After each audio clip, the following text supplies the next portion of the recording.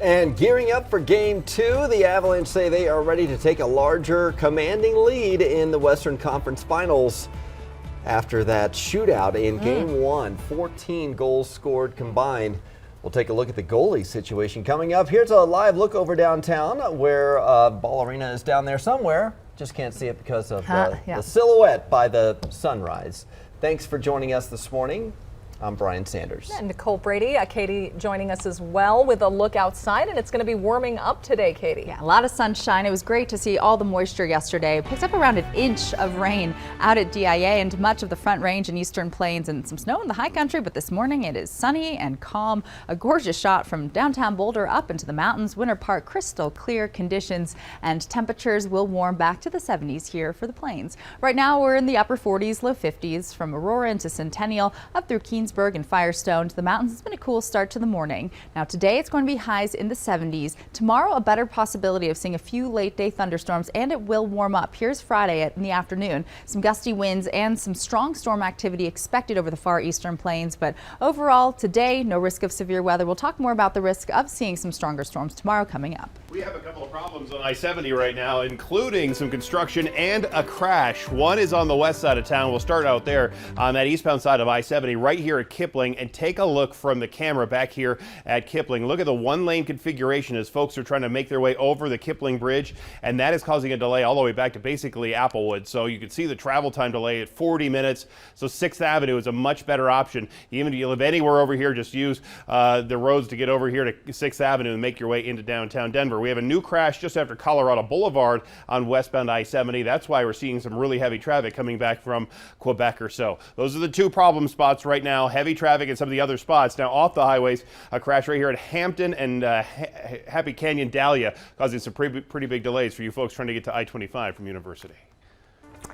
This morning, investigators in Tulsa are looking for a motive in our country's latest mass shooting. A city councilwoman told a local news station the shooter may have been targeting a specific doctor at a hospital there. 4 people were killed and several others were hurt inside a physician's office building on the campus of St. Francis Health. Police say the shooter then killed himself. We are learning at least one Coloradan was in the building at the time. A husband and wife, Jamie and Jay Thompson, both work at the center. In an interview with Steamboat Springs radio station, Jamie says her husband made it out unharmed. It's a clinic that my husband works in every day and knows these people. So it's just absolutely devastating to see this happen. And so far, we know a few people that didn't make it out. And these are just another one of those things that you never want to see happen. And it feels like we're seeing it more and more often. And this one really hit close to home. And police say the shooter was armed with a rifle and a handgun. They have not identified the shooter yet or any of the victims. This morning, we are finally hearing from the Uvalde School District Police Chief in Texas after 19 kids and 2 teachers were murdered last week. It's been hard to get a straight answer from him, though. Pedro Arredondo has faced criticism for making the decision to not breach the classroom immediately and engage the shooter. CNN questioned him about when he plans to release information about decisions that day. We're not going to release anything. We have people in our community being buried, so we're going to be respectful. Investigators said Arredondo has not been cooperating either, but he denied that. But with all of these recent mass shootings, we wanted to know what's being done to protect you from one here. Denver 7's Jessica Crawford is here, and she got a look inside how Denver police train for these types of scenarios. Yes, and this virtual training can look very realistic for these officers, really making them feel like they're in the moment. There are hallways, there are people asking for help, and a real sense of urgency. I need medics code 10. I got an officer down. Clear. Here is a look at the Denver Police Department's virtual reality training. They can practice their responses to multiple different types of scenarios, from active shooters to scenes where they don't know what the problem could be. Much of this training is about shoot or don't shoot scenarios or de-escalation. Officers also work on their communication and body language, deciding when it's best to take cover or shoot or take some other type of action. This equipment features a lot of different scenarios, including mass shooting training simulations. This is just one tool that DPD uses. They also train in person and in the classroom, but this virtual reality training helps give them a different perspective. This what we have here is a 7-sided or 6-sided machine where now can almost be a 360. So it can be, we can involve more training, we can do more officers, more than one at once, and we can do a variety of different scenarios. It is filmed, so it doesn't look like a video game at all. It definitely looks more like a movie. But again, the way that it was filmed and filmed and filmed and filmed, and so it has all the different outcomes to it. And one of the most valuable tools on this simulator is the ability to rewind and show the officer exactly what they did wrong and how they can improve their approach for next time. I'm Jessica Crawford, Denver 7. All right, thanks, Jessica. Today, meanwhile, U.S. lawmakers will vote on a package of gun bills in a House committee. The Protecting Our Kids Act would raise the legal age to buy a semi-automatic rifle from 18 to 21. It would also ban the manufacture, possession, or sale of large capacity magazines. The act is expected to pass the House but fail in the Senate. So we're battling gun violence. We are also battling drug addiction in our community right now. Colorado's fentanyl crisis has gotten worse. State troopers have already confiscated more than 200 pounds of the drug, which is more than all of last year. And there's a big law enforcement summit in Denver today to focus on fentanyl.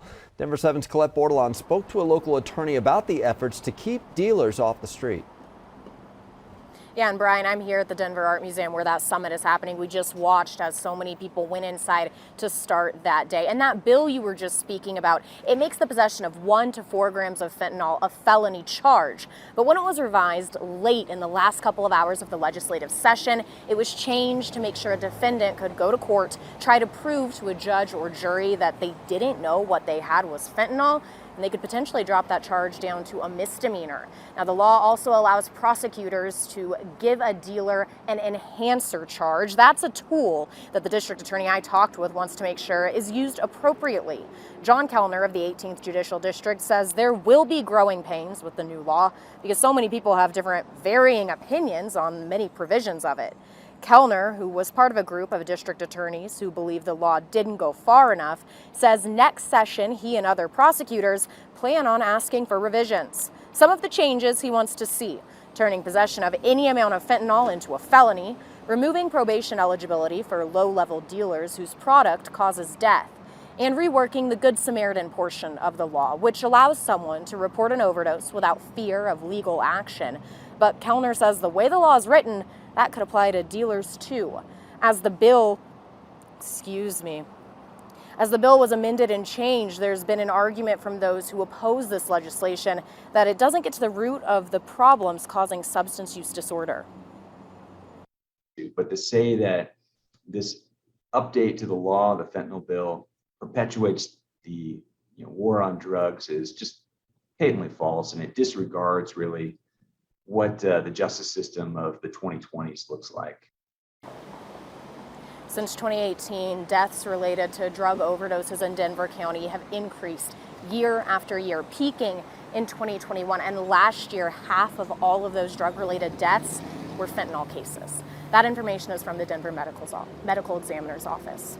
Live in Denver, Colette Bordelon, Denver 7.